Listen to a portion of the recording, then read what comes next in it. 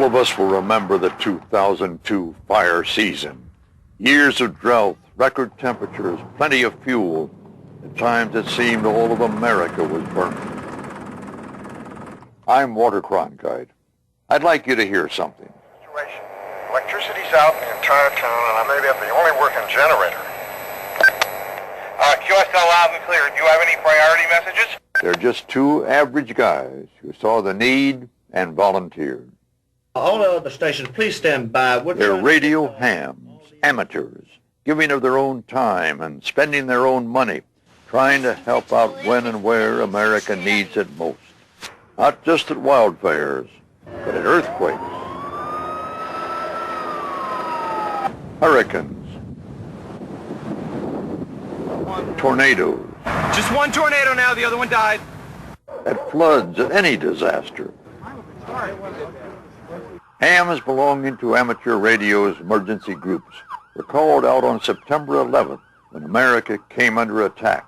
Cell phone and landline circuits were jammed and virtually useless, but dozens of radio amateurs helped the police and fire departments and other emergency services maintain communications in New York, Pennsylvania, and Washington, D.C. Their country asked, and they responded without reservation.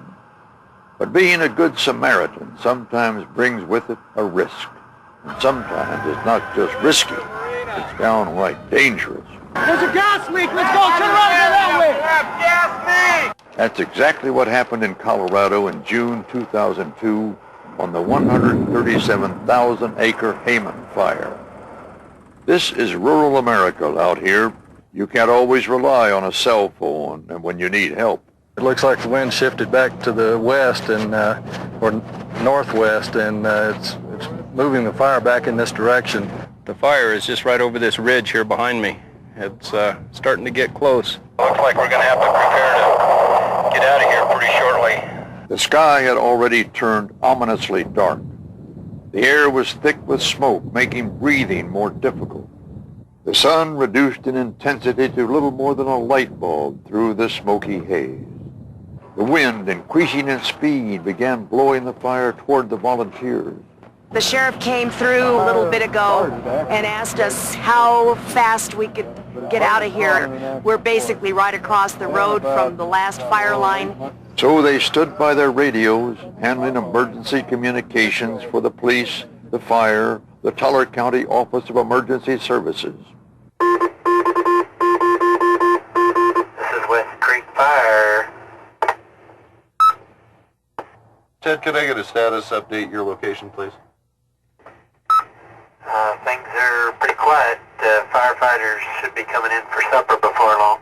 The role of amateur radio operators in this particular event has been very significant. We've provided a lot of communication capability. We're in an area where it's difficult to communicate. As a result, our capabilities greatly enhance the efforts of law enforcement, of firefighting, of the Red Cross and the Salvation Army. It takes a lot of cheeseburgers to fight a forest fire. Here you are, sir. Okay.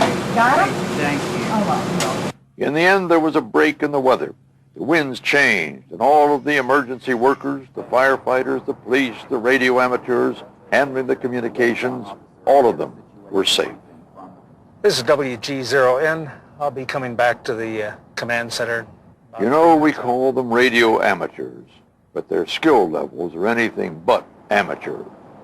These are people who in any other realm would be called professionals. They're the people who know how to put the pieces together, know how to build the networks, know how to get information from one place to another when every other system has failed. I don't think that's amateur.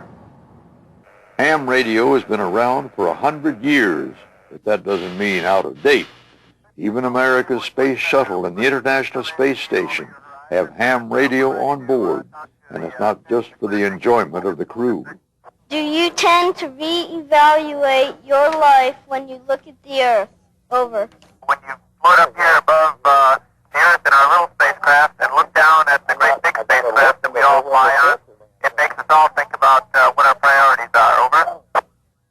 Someone once said, and it's probably true, that amateur radio is the only fail-safe communication system in the world.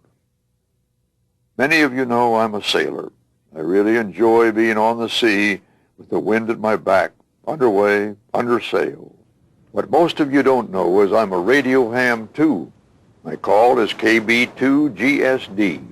And you can bet that when I'm on the ocean, even if the GPS, the radar, and the ship-to-shore fail, I've still got my ham radio station.